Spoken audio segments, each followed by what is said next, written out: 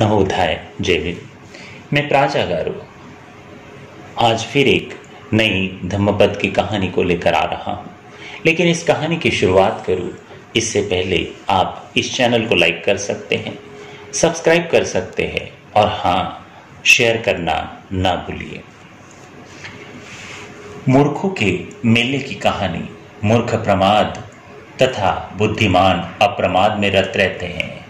गाथा। पमादमनुयुज्यति बालादो मेधिनोर्जना अपमाद च मेधावी धनसेठवरक्षति। अर्थात मूर्ख एवं दुर्बुद्धि लोग प्रमाद में लगे रहते हैं, उसके विपरीत बुद्धिमान व्यक्ति श्रेष्ठ धन की तरह अप्रमाद की रक्षा करते रहते हैं। सुनते हैं कथा मूर्खों के मेले की। यह धर्म देशना तथागत ने जेतवन बुद्ध विहार में प्रवास के समय किसी मेले के संदर्भ में कही थी। एक समय श्रावस्ती में मूर्खों का एक उत्सव आयोजित हुआ। इस उत्सव में मूर्ख और अविवेकी शरीक हुए थे। मेले में एक सप्ताह तक लोग एक दूसरे के ऊपर धूल, कीचड़ और गोबर फेंकते रहे, दूसरों के शरीर पर राख मलते रहे, गाली गलौज करते रहे और अपशब्द बोलते रहे। उन्होंने सभी का मान मर्यादा त्याग दिया। वे न तो किसी बड़े बूढ़े के उम्र का ख्याल रखते थे, न ही किसी बड़े रिश्तेदार का सम्मान।